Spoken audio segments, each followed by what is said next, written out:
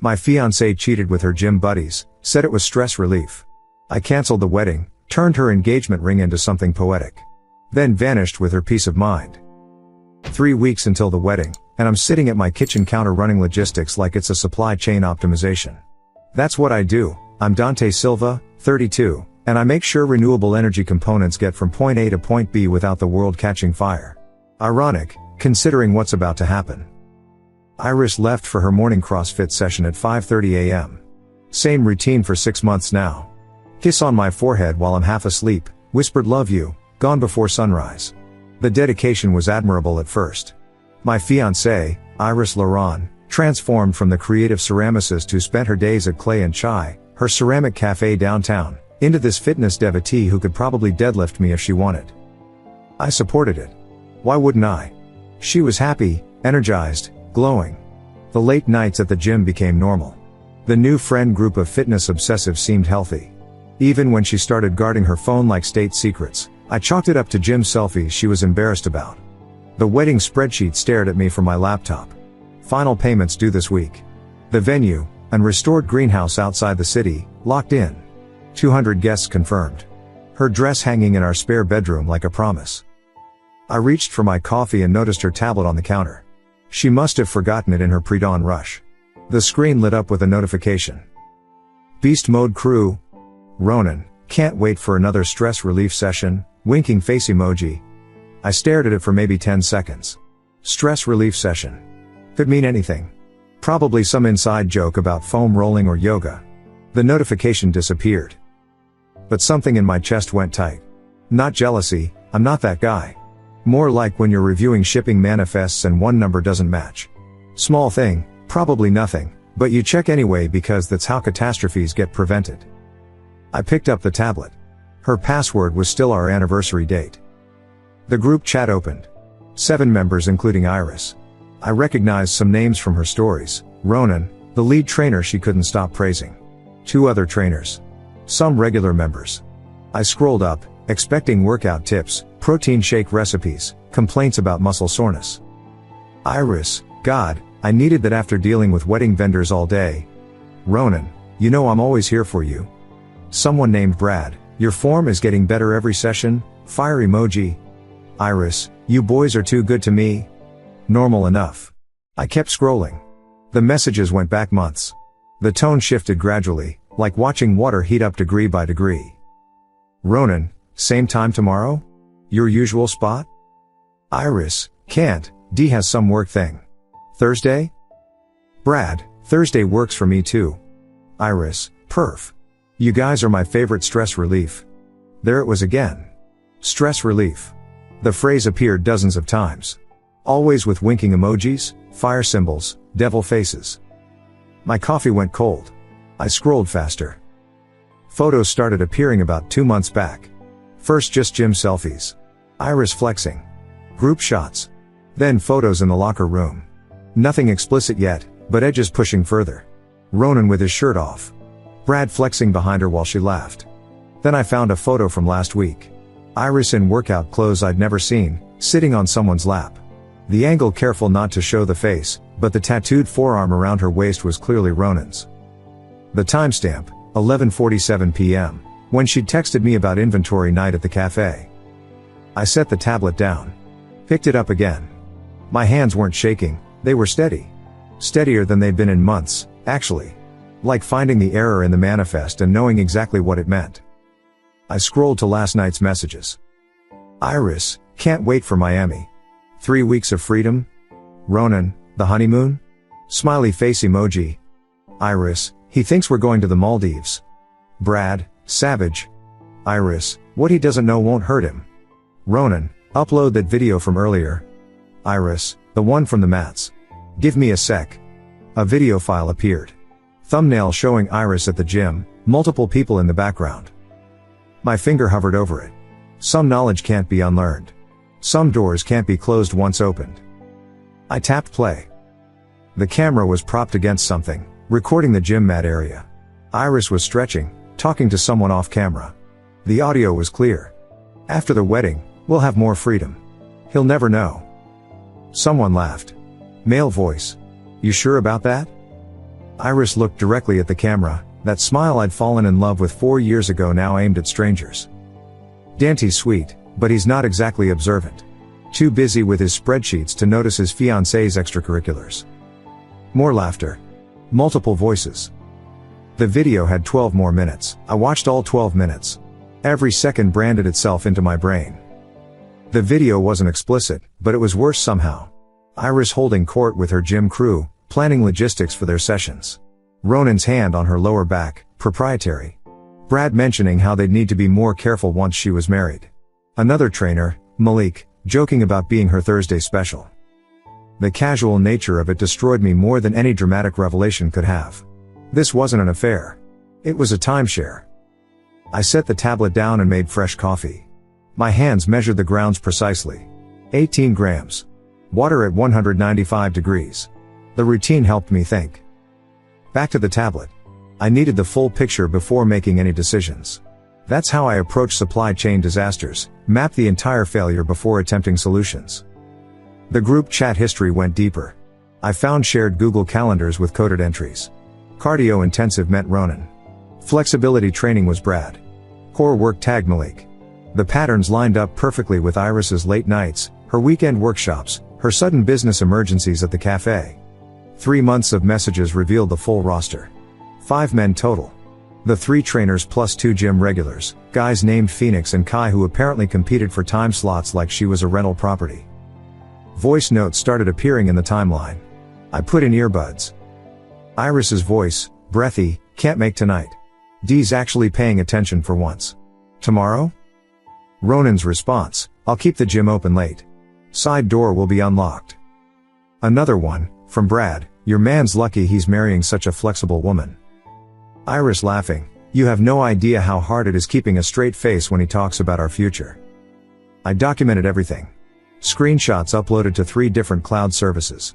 Videos saved offline. The voice notes converted to MP3s.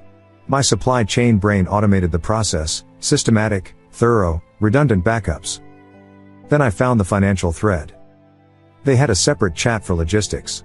Iris was using our joint wedding savings for hotel rooms. The transactions were small, smart. 50 here, 70 there. Labeled as vendor deposits or decoration samples. I'd never questioned them because I trusted her to handle the aesthetic decisions. The Marriott charges matched perfectly with days she had supplier meetings. The Airbnb in Riverside aligned with her ceramic workshop last month. Phoenix had sent her money twice. Gifts, apparently. She'd deposited them into her business account. I switched to her Instagram, still logged in on the tablet. Her public face showed nothing. Pottery videos, latte art, wedding countdown posts with captions about marrying my best friend. The comments from friends and family made my stomach turn. My mother had written perfect couple. Under a photo from last week. But Instagram had archives. Deleted stories that weren't really deleted. I found them cached in the tablet's memory. Late night gym videos she'd removed within hours. Her with the crew, all of them sweaty and too close. Ronan's car in the background of a working late at the cafe story. Brad's reflection in a mirror selfie she'd quickly deleted. The metadata told its own story. GPS coordinates placing her at addresses I didn't recognize when she was supposedly at inventory. Timestamps that destroyed every alibi she'd carefully constructed. I found a draft message she'd never sent, typed out 2 weeks ago at 2 a.m. Sometimes I think about telling Dee everything. But the wedding's so close and I do love him in my way. He's stability. He's the future I'm supposed to want. You guys are what I need right now. After we're married, after things settle. The message cut off there. Even she couldn't finish justifying it. My phone buzzed. Text from Iris, hey babe, grabbing smoothies with the gym crew after class. Be home by noon to go over the seating chart. Love you. I texted back, take your time. I'm getting a lot done this morning. Not a lie. I went back to the main chat. Scrolled to this morning, after she'd left. Ronan, your boy seemed suspicious yesterday when I called. Iris, paranoid much? He doesn't suspect anything. Brad, what if he finds out? Iris, he won't. Trust me, I know Dante. He sees what he wants to see. Malik, cold, smiley face emoji. Iris, realistic. Anyway, who's free tonight? Last chance before I'm on wedding lockdown. The responses came fast. All 5 were available. They were planning something at Ronan's apartment. I stood up from the counter. Walked to our bedroom. Her engagement ring box sat on the dresser. She always took it off for workouts. I picked up the ring. 2 carats, classic setting, cost me 3 months' salary. The jeweler had called it timeless. I had a different word for it now. I put the ring in my pocket and sat at my desk. No rage. No tears. Just clarity, sharp as winter air. Most men would have confronted her immediately. Screamed, thrown things, made threats. But rage is sloppy. Rage makes mistakes. And I don't make mistakes in my supply chains. I opened my laptop and started a new project file. Named it Exit Strategy. First task, cancel the wedding without creating drama that she could spin into sympathy. I called the venue. The greenhouse owner, Mrs. Chen, answered on the second ring. Dante. 3 weeks to go. Everything's perfect on our end. Actually, Mrs. Chen, I need to cancel. Irreconcilable differences discovered this morning. Silence. Then, carefully, I'm so sorry. The deposit. Keep it. You've been wonderful. I just need this handled quietly. Of course. I'll process the cancellation today. 1 down. The florist was next. Then the band. The caterer. Each conversation brief, professional. No details, no drama. Just facts, wedding cancelled, keep the deposits, discretion appreciated. I drafted the email to our guests. Rewrote it 6 times until it was perfect. Subject, wedding cancellation, Dante and Iris.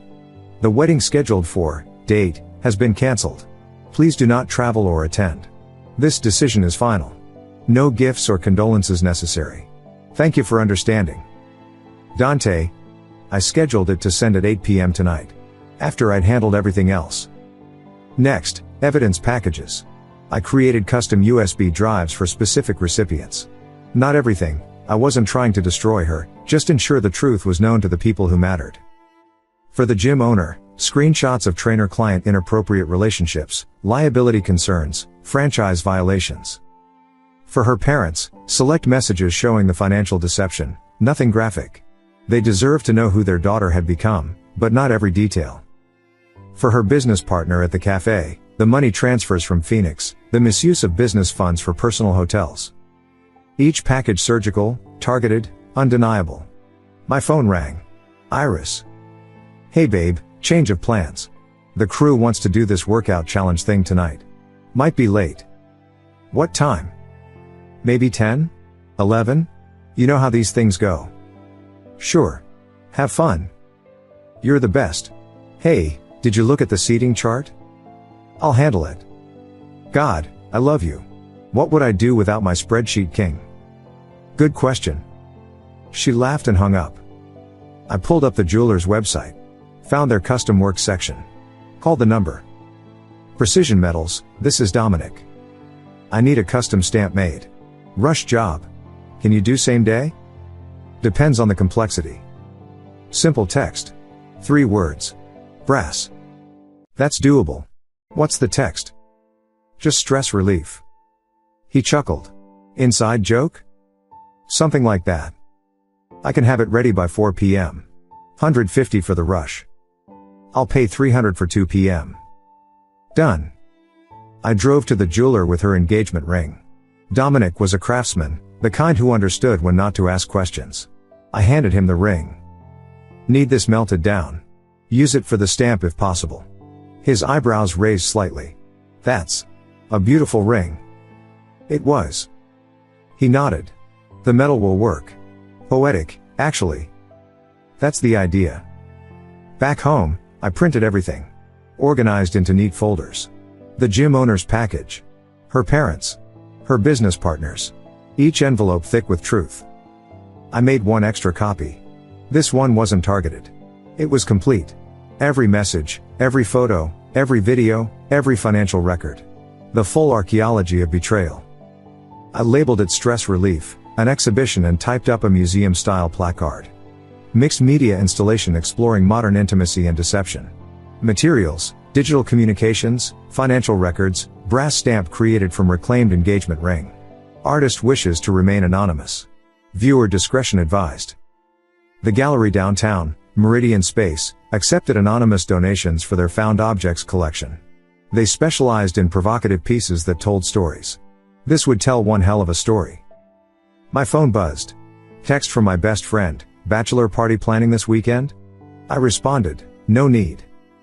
3 dots appeared, then disappeared. He knew better than to push when I used that tone. 4 p.m. Dominic called. The stamp was ready. I drove back, paid cash, examined his work. The brass gleamed. Just stress relief in elegant script.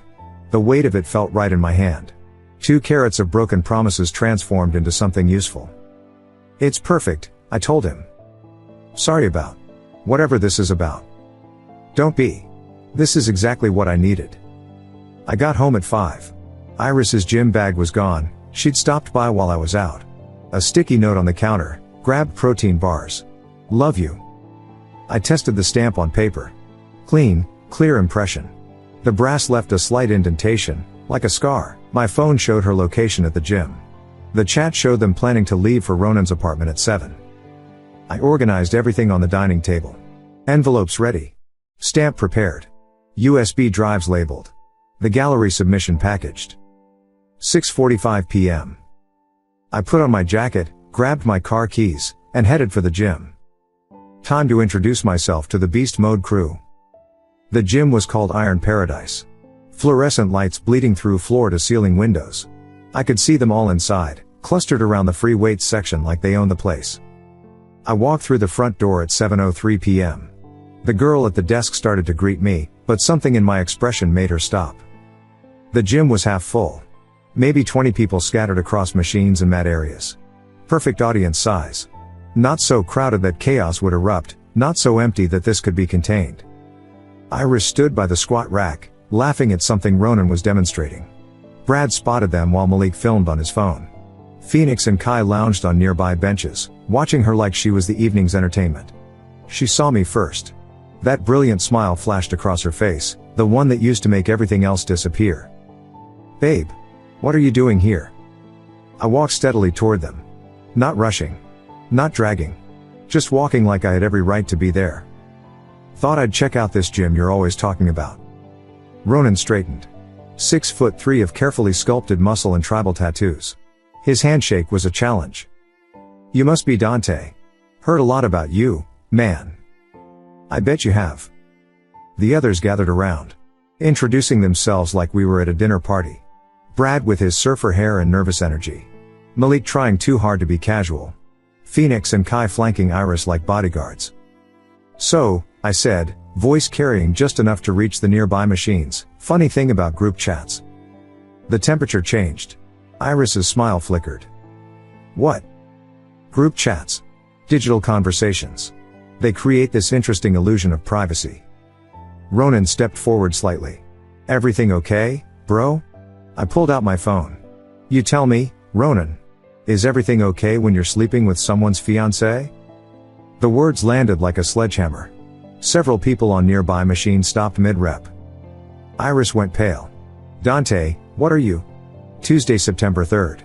Can't wait for another stress relief session. That's you, right, Ronan? He said nothing. Smart man. September 15th. Brad writes, your form is getting better every session. Fire emoji. Were you talking about her deadlift form, Brad? Brad took a step back. October 2nd. Malik calls himself her Thursday special. Very organized. I appreciate that. Makes the timeline easier to track. The gym had gone quiet. Someone had turned down the music. Phones were coming out. Iris tried to salvage it. You're misunderstanding. These are just jokes. The video from last night isn't a joke. I held up my phone, hit play. Her voice filled the gym. After the wedding, we'll have more freedom. He'll never know. Then, Dante's sweet, but he's not exactly observant. Too busy with his spreadsheets to notice his fiancée's extracurriculars. The laughter of all 5 men followed. A woman on the elliptical gasped. Someone whispered holy S-word. Iris's face crumbled. Baby, please, let me explain. Explain what? The hotel charges? The Wednesday night inventory that matches perfectly with Ronan's apartment location? The money Phoenix sent you that went into your business account? Phoenix actually stepped behind Kai at that one. Or should we discuss how you used our wedding fund for your little adventures?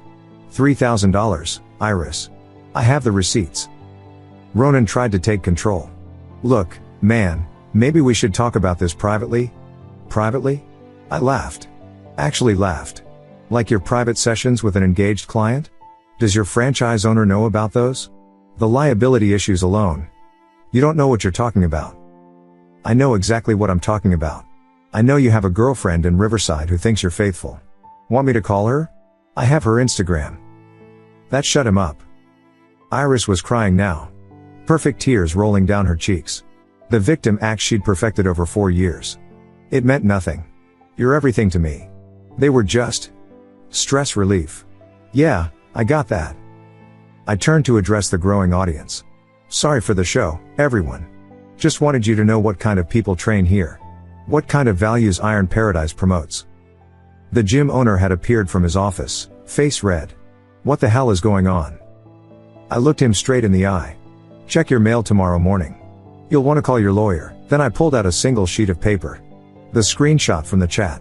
Iris planning tonight, all 5 men responding with enthusiasm. I dropped it on the floor between us. The wedding's off, by the way. I turned and walked toward the exit. Behind me, explosion of voices. Iris calling my name. Ronan trying to explain to his boss. People filming everything. At the door, I stopped and looked back. Oh, and Iris? You might want to check your email. Her phone was already in her hand when I walked out. I sat in my car for exactly 2 minutes, watching through the gym windows as Iris read the mass email I'd sent to our 200+ guests. Her body language told the story, confusion, then horror, then frantic showing of her phone to Ronan. The subject line was visible even from here when she held it up. Wedding cancellation, Dante and Iris. Done. No takebacks. No possibility of her spinning this as a lover's quarrel that could be fixed. I drove home and got to work. The stamp sat on my dining table, catching the light. Just stress relief in reverse, ready to mark everything it touched. I tested it once more on scrap paper. Perfect impression. First envelope, the gym owner. I stamped it in the top left corner where a return address would go. Inside, USB drive with screenshots of trainer-client violations, liability concerns, Ronan's girlfriend's contact information, and a helpful note about checking his insurance policy's morality clause. Second envelope, Iris's parents. The stamp hit the center of the envelope like a wax seal. They'd always been good to me. They deserved truth, not the full brutal version, but enough. Financial records showing their daughter using wedding money for hotels. Select messages about deceiving them. Nothing SX word, I wasn't cruel. Third envelope, Tanya, her business partner at Clay & Chai. Stamped across the back flap. The money transfers from Phoenix that violated their partnership agreement. The afternoon she claimed to be at supplier meetings while the shop was understaffed. Tanya had been covering shifts, thinking Iris was building their business. Each stamp left its mark slightly deeper than the last. The brass warming with use. I had 23 envelopes total. Every key person in her life would receive one by morning. Her sister. Her best friend from college who was supposed to be maid of honor. The president of the small business association she belonged to. Her ceramics mentor who'd written her recommendation letters. Not vindictive. Strategic. The truth distributed to people whose opinions she couldn't dismiss or manipulate. The gallery package was different. I wrapped it carefully, included the stamp itself in a small velvet box like it was precious. The placard I'd written earlier went on top. Tomorrow, I'd drop it at Meridian Space's anonymous donation box. Let the art world decide what to do with it. My phone hadn't stopped buzzing. 17 missed calls from Iris. 43 texts ranging from please talk to me to you're destroying everything to I'll destroy myself. That last one almost made me respond. Then I saw she'd posted an Instagram story 10 minutes later. Crying selfie with going through something, broken heart emoji, as the caption. Already farming for sympathy. I blocked her number. At 11 p.m., I started my delivery route. Each envelope hand delivered to avoid any claims they got lost. The gym owner's house first, slipped through the mail slot. Her parents' house, they were asleep, tucked it under the doormat with a rock on top. Tanya's apartment building, paid the night doorman $20 to put it under her door. The route took 3 hours. Systematic, thorough. Every delivery photographed with timestamp and GPS tag. By 2 a.m., I was at Meridian Space. Their donation box sat in the alley beside the building, monitored by security camera. I placed the package inside carefully. Someone would find it in the morning, evaluate it, decide if it was worth displaying. The scandal would make the decision for them. When I got home, there were 2 cars in my driveway. Ronan's black Challenger and Brad's Jeep. They were standing by my front door, trying to look threatening. I parked on the street, walked up calmly. "Gentlemen." Ronan stepped forward. "You need to fix this." "Fix what?" "My boss is talking about firing me. My girl found out. You destroyed everything over some misunderstanding?" "Misunderstanding?" I pulled out my phone.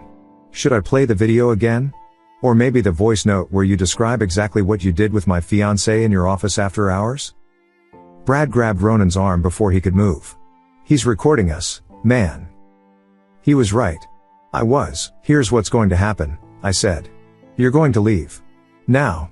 If you come back, if you threaten me, if you even think about retaliation, the full folder goes to the police. Yes, I know Phoenix is dealing steroids from the gym. Yes, I have evidence. Yes, Kai's parole officer would be very interested in his activities." They stood there, calculating. My phone buzzed. Unknown number calling. I answered on speaker. "Mr. Silva? This is Officer Martinez. We received a wellness check request for this address. Everything okay there?" I smiled. "Perfect timing, officer. I have 2 trespassers who were just leaving." Ronan and Brad practically ran to their cars. The officer continued, "We also need to discuss a complaint filed against you tonight. Can you come to the station?" "Of course, officer. I'll be there in 20 minutes." The station was quiet at 3 a.m. Officer Martinez led me to an interview room, not interrogation, just interview. Important difference. "Ms. Laron filed a harassment complaint. Says you're distributing private materials." I placed a folder on the table. "These are screenshots of messages where she discusses defrauding me of wedding funds. Financial records showing misuse of joint accounts. Nothing private, just evidence of fraud." Martinez flipped through it. His expression shifted. "She also claims you're threatening her safety." I blocked her number after she sent manipulation texts. I have no interest in contact. I'm just ensuring people who were also deceived know the truth. He closed the folder. "No crime in telling the truth, Mr. Silva. But stay away from her." "Gladly." By sunrise, the dominoes were falling perfectly. Tanya called first. "I can't believe this. 3 years of partnership and she was stealing? Check your books. Phoenix's transfers are probably just the start." "Already am. Her key's been deactivated. I'm buying her out." The gym owner was next. "Didn't call, just sent a text, Ronan's terminated. Franchise investigation opened. Your evidence helped prevent a lawsuit. Thank you." Iris's father called at 9 a.m. His voice was hollow. "We had no idea. We're withdrawing as co-signers on her business loan. She's on her own." The gallery director from Meridian Space sent an email. "Your submission has been accepted for our found objects collection. Opening Friday night. The piece is powerful." By noon, Iris's world had completely inverted. Her Instagram was deleted after the gym video went viral in local fitness groups. Clay and Chai announced temporary closure for restructuring, code for Tanya kicking her out. The Beast Mode crew chat had gone silent after someone leaked the whole thread to a gossip blog. My phone rang. New number. I almost didn't answer, then recognized the last 4 digits, Iris's mother's phone. But it was Iris's voice. "Please. Just talk to me." I should have hung up. Instead, "You have 60 seconds. I lost everything." "No. You threw everything away. There's a difference. The cafe's gone. My parents won't speak to me. The gym banned me. Everyone's seen the messages. Natural consequences. I loved you. No. You loved what I provided. Stability. Security. A good story to tell while you lived your real life with them. That's not 30 seconds. Her voice broke. "What do you want? An apology? You won. I don't want anything from you. This isn't about winning. It's about truth." The gallery thing. That's cruel. That's art. Your own words, preserved for context. If you don't like how it looks, you shouldn't have created it. I could sue. Try it. I have attorneys. You have debt. Silence. Then, quietly, I never meant for it to go this far. Neither did I, but you chose this path with every lie, every late night, every dollar stolen. I just chose to stop walking it with you. Where does this end? For me? It already has. I leave for Montreal tomorrow. New position. New life. You're already becoming a memory. You're really gone? 10 seconds. I'm sorry. I know. But not for what you did. Just that you got caught. I hung up. The next morning, my apartment was empty. Movers had taken everything I wanted. The rest I'd left for her to deal with, including the wedding dress still hanging in the spare room. At the airport, I had one last coffee before boarding. My phone buzzed with a text from an unknown number. I almost deleted it, then saw it was a photo. Iris's hands behind her back, wrists together like she was surrendering. Below it, 2 words, "You win." I deleted the message and boarded my flight. 6 months later, a friend from the old life sent me a news clip. The gallery piece had been featured in a modern art magazine. Stress Relief, a study in digital age deception, had become Meridian Space's most visited installation. The brass stamp had been preserved in acrylic, displayed like a relic. The article included a photo of opening night. In the corner, barely visible, was Iris, staring at her own words on the wall while strangers discussed their meaning. I closed the article and went back to my spreadsheets. Montreal was cold, but clean. My supply chains ran perfectly. No surprises. No variables I couldn't control. Some might call that boring. I call it peace. Thank you so much for watching until the end. If you really like our videos, please don't forget to like, share, and subscribe. Have a great day.